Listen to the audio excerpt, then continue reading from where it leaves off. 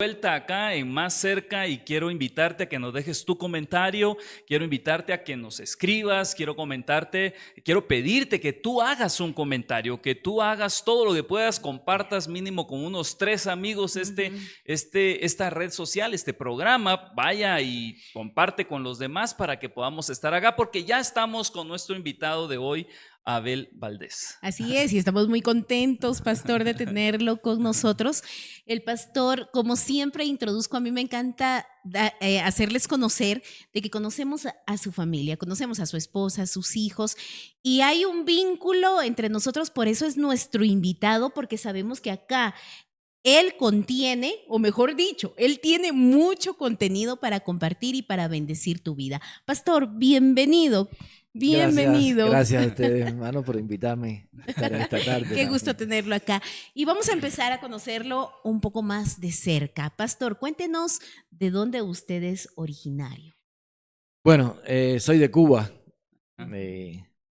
Nací en el año 63. Hagamos septiembre. cuentas. Tengo 62 años. Bueno, estoy casado. Ustedes conocen a Betsaida. Tengo 4 hijos. Los 3 varones están acá en Perú y la hija vino con nosotros a Perú en el año 2009. Llegaron ellos, yo llegué en el 2008 a Perú. Pero ella se casó y se fue a Estados Unidos. Tengo 6 nietos. Ahora 2 en Estados Unidos y 4 acá. Excelente. Mira, la vez pasada pues te tuvimos acá con nosotros, pero algo nos falló acá en la tecnología. Entonces nos da mucha alegría que has aceptado venir nuevamente con nosotros a esta entrevista para repetirlo. Sí, claro.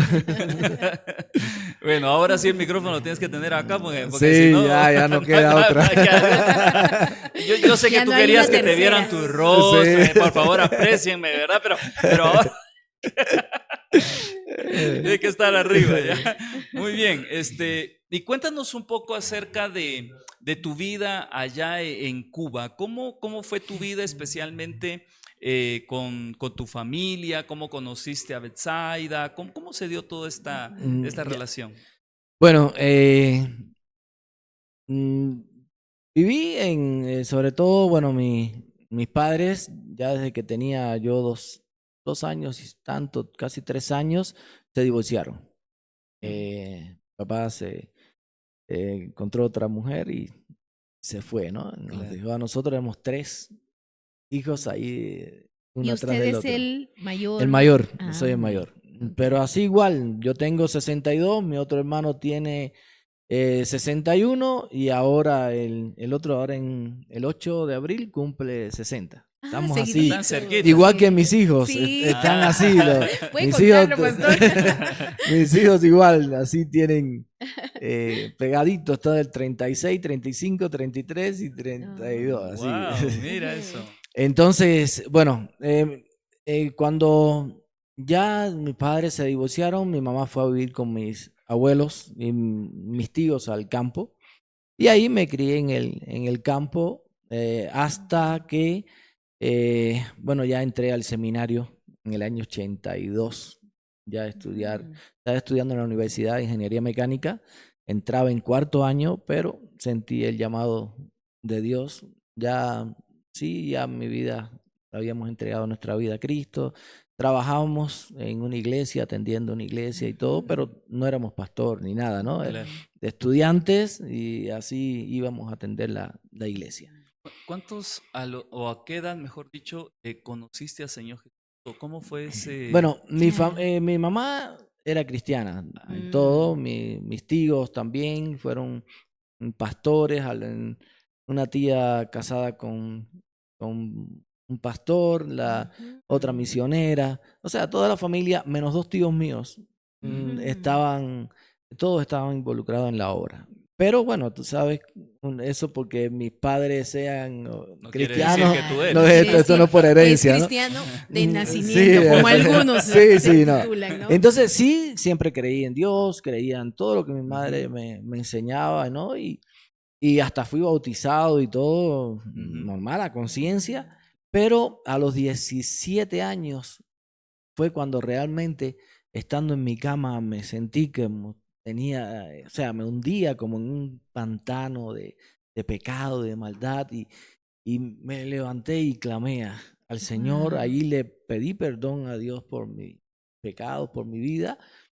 Y ya al otro día, cuando amanecí, me acuerdo que fue por primera vez que sentí temor de Dios. No miedo, sino temor, Ajá. respeto. Honra a Cuando Dios. me levanto, me fui para la escuela y fui a hacer lo mismo de siempre que hacía y dije, no, esto no le agrada a Dios. Por primera vez, nunca se me ha olvidado eso. Ujú.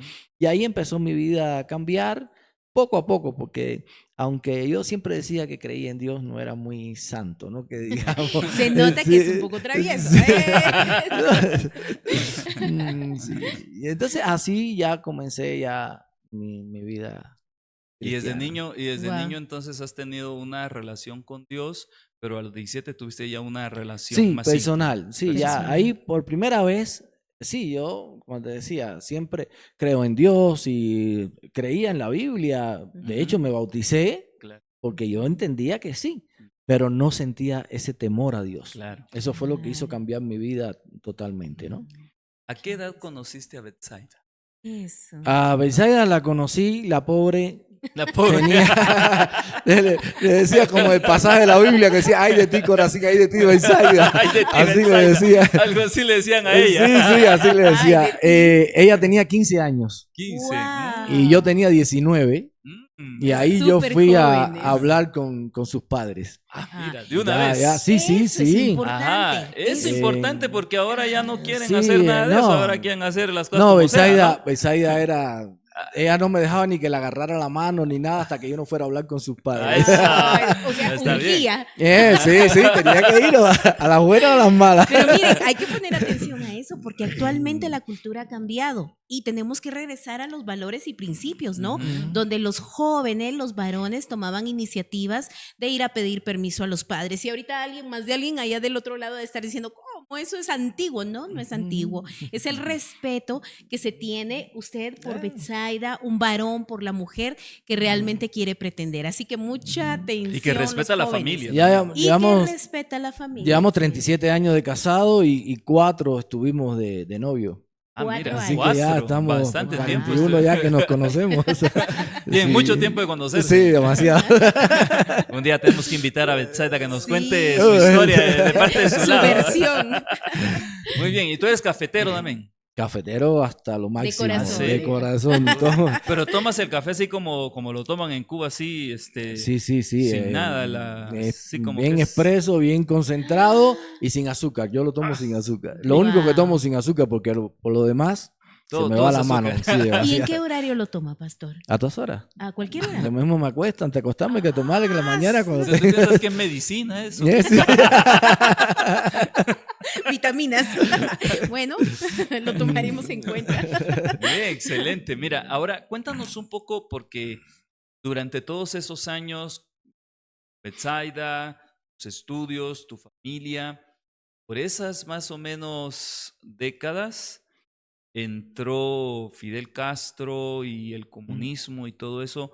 ¿Cómo viviste antes de conocer a Betsaida o durante ese tiempo la influencia del comunismo, el izquierdismo, todo eso? Bueno, empezó muy, o sea, yo tenía, en el 59 entró ya Fidel, en el 63 nací yo. O sea, yo Ah, todo el tiempo sí. me lo, 4 pero, años. sí, Ujú. pero o sea, cuando niño no lo sentí mucho, ¿no? En el sentido de que como vivía en el campo, alejado de todo y teníamos de todo Claro. allí en el campo, ¿no? Entonces, pero cuando sí ya después bueno, sí siempre en cuanto a la fe, porque nunca negué a Dios. O sea, eso sí, nunca lo negué. Aunque no tenía una experiencia personal, pero nunca lo negué. Y yo me acuerdo que ya tú decir creo en Dios ya era una burla total. Más bien era más bien psicológico el Una presión, trabajo, ¿no? La claro. presión psicológica. Cuando niño uno era pionero, me decían pionero y tenía que ponerse una pañoleta O sea, el comunismo en la escuela. En la escuela te decían Sí, pionero. desde que entrabas en la primaria Ajá. de inicial ya tenías que tener una pañoleta puesta. Wow. En mi tiempo era blanca y azul, después fue roja, pero yo nunca me la puse. O sea, mi mamá me decía que no. Y no, porque pionero, ella siempre decía, es la primera base.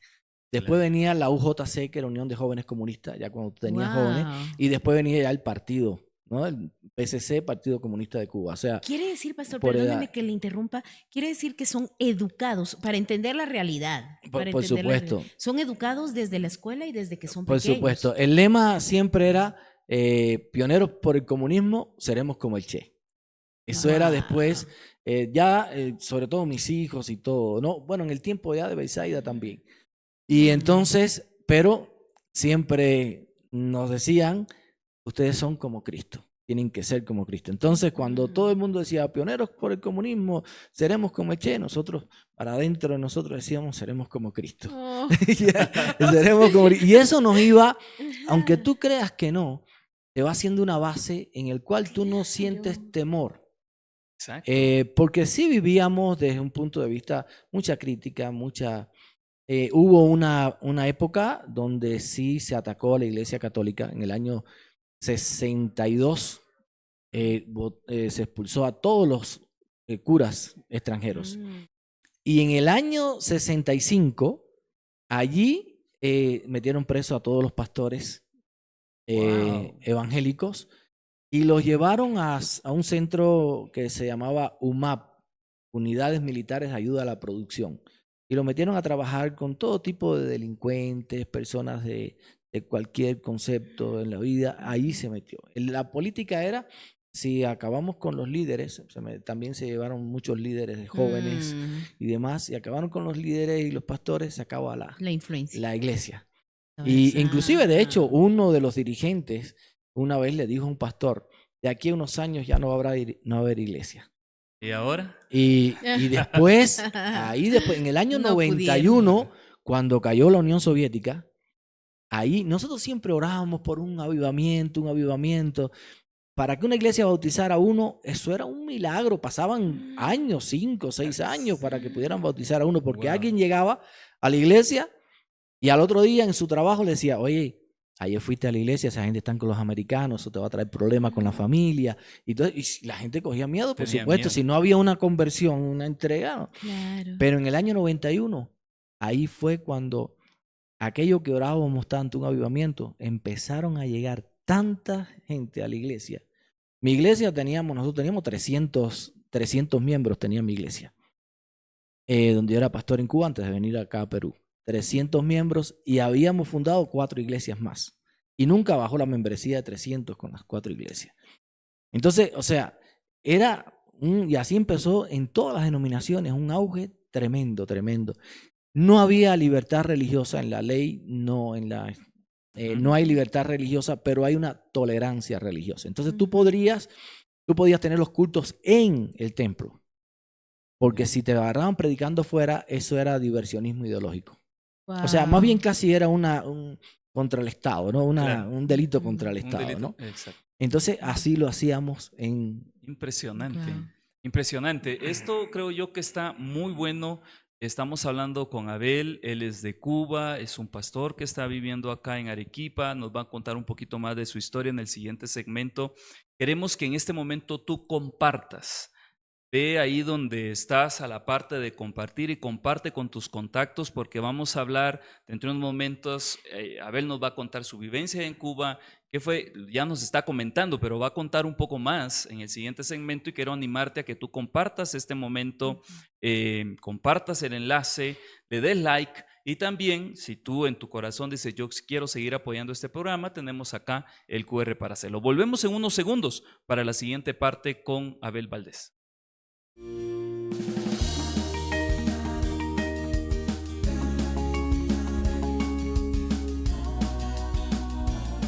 Más cerca, con Marisol y César Folgar.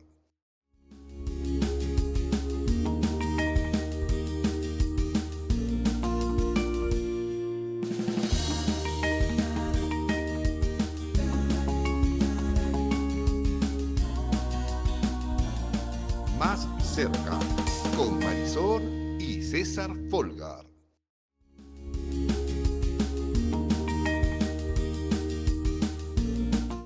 Estamos de vuelta acá en Más Cerca. Gracias por tu sintonía. Como decíamos en el segmento anterior, comparte esta transmisión. Quizá alguien más necesite escuchar lo que estamos transmitiendo, así que es un muy buen acto de amor y de fraternidad el compartir este mensaje. Estamos acá con nuestro invitado, el pastor Abel Valdés. Está compartiendo parte de su vida con nosotros. Él es de origen cubano y hay una experiencia que él palpó, él vivió en carne propia. Y es el vivir bajo un régimen izquierdista comunista, totalmente. Los que sabemos de la historia o hemos tenido noticias acerca de esa vivencia, fíjense bien que solo son noticias y hemos escuchado, pero escuchar a alguien que realmente tuvo esa experiencia es realmente impactante. Así que, pastor, nuevamente continuamos con esta conversación más cerca para conocerlo más de cerca a usted. Y quiero preguntarle así directamente, ¿cómo fue vivir bajo un régimen izquierdista, bajo el comunismo? ¿Cómo es eso? ¿Qué se vive? Bien, mira, hay muchas cosas y te digo, yo no soy o sea, nunca fui un fanático que no veía las cosas, ¿no? Lo que pasa es que muchas veces tenías que tragarte los criterios o las opiniones. En la iglesia tú no podías estar hablando nada de política, porque, o sea, nunca, yo creo que después del año 65 nunca metieron a ningún pastor preso por cristiano, por pastor. Siempre hubo alguna otra cosa. Y era muy fácil, muy fácil. Por ejemplo, o tratar de destruir un poco el pastorado, ¿no? Había un pastor allá en Cuba, una iglesia muy grande, y yo me acuerdo que una vez él contó, ¿no? Por la calle, cerca de su iglesia, cerca de su casa, le cayó un hombre atrás haciéndose pasar por homosexual. Y trataba de tocarlo, acariciarlo, decirle cosas como para que él se virara y le diera a uno. Yo creo que el Señor le dio, porque eres grandón, le dio bastante serenidad, ¿no? Porque yo... y entonces, ya, imagínate que nada más que se hubiera virado, lo hubiera dado, ya hubiera sido dentro de qué testimonio del pastor, hubiera acabado con todo, ¿no? Entonces... En fin y al cabo, después él lo vio varias veces en la calle y mentira, no era nada de lo que estaba provocando, ¿no? Entonces, eso podía ser muchas veces. Entonces, tú no podías, o sea, desde la iglesia, tú podías hablar de todo bíblicamente. Eso no había problema. Si, no tocar la política. No tocar la política. Nada en contra del gobierno. Nada. Hubo una época... ante los años 90 y 80, por esa época 70, 80, que si tú nada más decías algo, nada más que decir qué mal está la situación, tu propia familia te denunciaba. Eran tiempos que tú no podías expresarte, no podías hablar nada de la situación. Entonces, uno se limita, y quiero que sepa que eso queda aquí. Claro que sí, es una porque a veces yo todavía estoy acá en Perú, y a veces me cuesta expresarme en un momento determinado sobre algo porque me aguanto, ¿no? En ese sentido, porque ese temor, ¿no? Entonces, con la familia, bueno, hubo una época cuando en el año 91, las experiencias que teníamos, por ejemplo, con los niños, que en ese año, en los 90, no había, era lo llamado periodo especial, que fue cuando se fueron los rusos de Cuba. No había con qué cocinar, no había nada de comer, nada. Fue una época terrible, y nosotros con los 4 niños pequeñitos de 2, 3 años, así. Y entonces cocinábamos en un tubo de barro de desagüe, eso de 4 pulgadas con aserrín, y le metíamos candela al aserrín, y ahí despacito cocinando lo que podíamos. Porque no había gas. No había gas, no había querosén, no había nada. Fue una época terrible. Después, por ejemplo, no había jabón, la luz se iba 20 y pico de horas, como ahora está la situación, ¿no? Ahora está terrible también. Entonces, no había jabón y la ropa la lavábamos con hojas de tuna. La pelábamos y las hojas de tuna la echábamos yo me imagino que el ácido, aquello el que daba el blancor a los pañales que eran de tela, de gasa. Y entonces pasamos bien duro aquella situación. No tenía a veces zapatos los niños y una vez cogimos un maletín, Betsaida lo recortó, hicimos tirita y con un archivador de ese que es de cartón le hicimos la suela y nos fuimos para casa de mi mamá y cuando llegamos al campo, entonces ya se mojaron y se quedaron con las tiritas en el aire. Con las tiritas en el aire. Las tiritas. O sea, había situaciones bien difíciles. Una de las cosas que yo creo que le ha hecho vivir al cubano un poco diferente es que el cubano nos reímos de nuestras propias desgracias. Yo creo que eso es parte de lo que no de vivir, sino de sobrevivir. Pero nosotros más bien en Cuba es una supervivencia. Se le achaca mucho al bloqueo de Estados Unidos. Yo creo que no.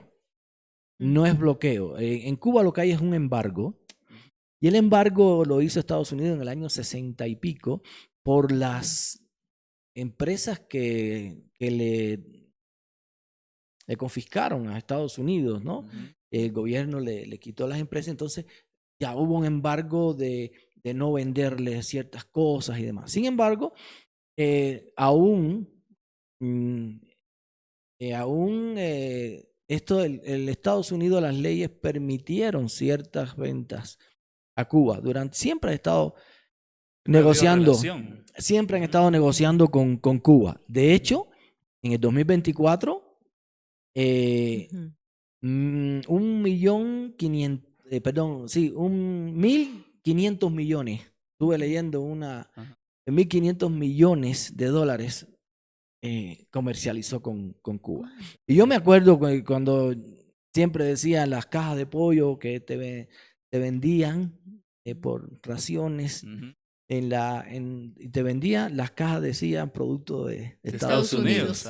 Y fundamentalmente. Entonces, siempre hubo. Y Cuba tiene como 20 y pico de convenios con otros países de organizaciones de Europa, más comercializa con más de 100 países. O sea, a veces, por ejemplo, Cuba, dentro del mismo Cuba, en las situaciones, o sea, en Cuba, por ejemplo, tú matas una vaca y 15 a 20 años de prisión, aunque sea tuya. Porque lo tiene que ser el gobierno. Tienes que vendérsela al gobierno, el gobierno es el único que la puede vender. Matar y vender. Entonces, eso no es parte del bloqueo. Claro. ¿Tú me entiendes? Eso es interno, una medida interna. Tú empiezas tus negocios y demás y cuando vienes a ver, no puedes desarrollar tu negocio. Eso no es bloqueo, eso es interno. O sea, hay muchas cosas que realmente no es. Lo que se dice y lo que se escucha, sí. ¿no?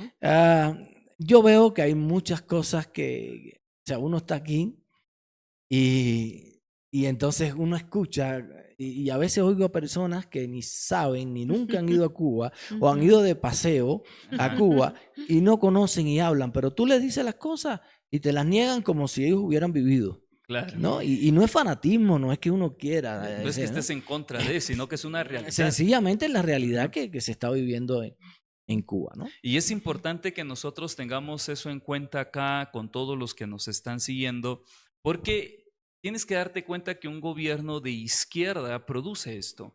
Un gobierno comunista produce eso. Un gobierno de izquierda radical produce todavía cosas peores. Entonces es importante que nosotros podamos saber esto de alguien que lo ha vivido. Mira, yo creo que nosotros, y bueno, yo he tratado de tener la nacionalidad, pero me piden las 10 UIT esas que no llego, ¿no? Sí sabemos. Y entonces no he podido, pero acá en Perú, bueno, uno ve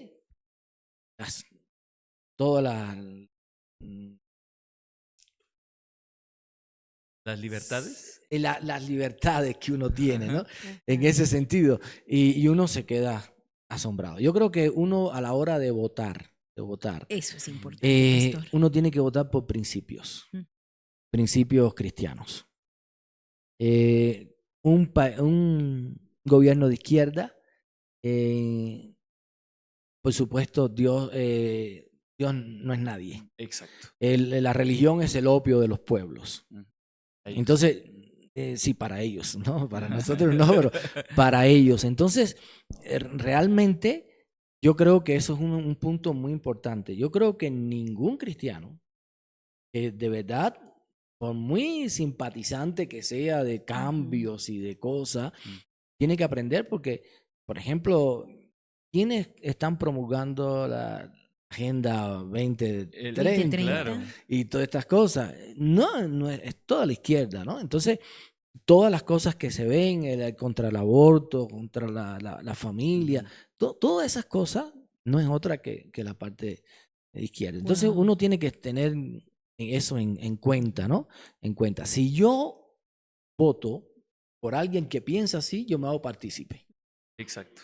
Entonces, uno tiene que, yo se lo digo a mi iglesia, a veces, no me gusta estar diciendo constantemente porque no quiero partidarizarme, ¿no? Claro. Porque puedo dividir la iglesia, Ajá. porque yo sé que hay hermanos que tienen otros criterios. Otros criterios. Entonces, Sí. no puedo dividir la iglesia por un problema político, pero sí tengo que de vez en cuando Hacerles ver. sí, hacerle ver, decirle las cosas porque realmente va a ser algo que va a perjudicar. Claro. Ujú. Mira, para ir concluyendo nuestro segmento y nuestro programa, porque es nuestra última parte, me gustaría que para terminar ya en este último minuto puedas comentar acerca de esa vivencia donde el gobierno le vendía a tu familia nada más un pan por miembro de familia para que la gente comprenda qué es lo que se puede dar si uno vota por la izquierda. Sí, eso. Miren, Cuba, y si ustedes pueden ver la historia de Cuba, Cuba era uno de los países más ricos. El dólar el peso cubano llegó a valer 10 céntimos más que el dólar. Era de todo, era un paraíso, ¿no? En ese Claro. sentido de todas las cosas. ¿De qué manera el país fue destruyéndose, que ha sido una tragedia, una tragedia? Claro. Y eso no va por afuera, eso va desde adentro, ¿no?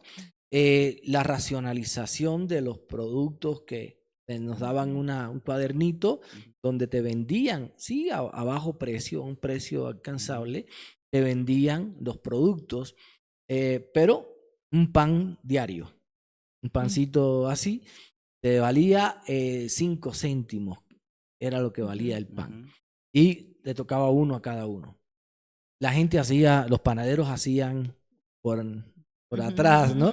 Escondido, y después salían por las calles a venderlo Un costo y mayor. valía a $1. Está A más $1. caro. Entonces, y por ejemplo, tú veías a veces los panaderos corriendo, pues venía la policía por allá y tiraban los sacos así para allá o Era para de una cerca. contrabando, digamos. Claro, todo así ahí. Entonces, Impresionante. era bien difícil vivir. Impresionante. Ujú. ¿Podrías decirle un mensaje último, Abel, a nuestra audiencia acerca de cómo concluyendo todo esto para que voten bien este 12 de abril? Mira, yo creo que una de las cosas que hay que tener en cuenta es, como decía, los principios. Los principios. No va a haber nadie perfecto. Y yo veo que, mira, aquí todo el mundo vota, bueno, o sea, estamos propaganda a López, Aliaga y demás. Está bien, tienen muy buenos conceptos. Perfecto no va a ser. No va a ser perfecto. Y entonces, ahora, ¿cuál es mi responsabilidad? Puede ser que yo no esté de acuerdo con ciertas cosas, pero yo tengo que decir, bueno, voy a valorar. En cuanto a los principios cristianos, ¿qué tiene? Exacto. En cuanto a las otras cosas negativas, ¿qué tiene? O los otros candidatos, ¿qué tiene en cuanto a principios cristianos? No es por simpatía. No es porque me caiga bien, no es porque es de mi barrio, que lo conozco. Tenemos que aprender a ser personas de principios. Una sola cosa, me acuerdo de Fidel, que dijo un día en un discurso, los principios no son negociables. Lo dijo así, y aquello me quedó a mí. Y yo creo que como cristianos, nosotros aprendimos a vivir como cristianos en Cuba y nunca cambiamos nuestros principios. Si nos costaba, porque a veces te costaba una carrera universitaria, si creías en Dios, no podías estudiar, no podías, muchas cosas que eran así, pero yo creo que tenemos que aprender a votar por principios. Perfecto, muchas gracias Abel, gracias por estar acá con nosotros, que el Señor te bendiga.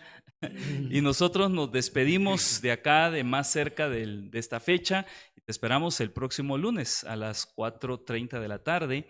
Recuérdate que estamos en vivo, así que el Señor te bendiga, mi amor. Hasta pronto, por favor, sintonízanos y también comparte la transmisión. El Señor les bendiga. Hasta luego.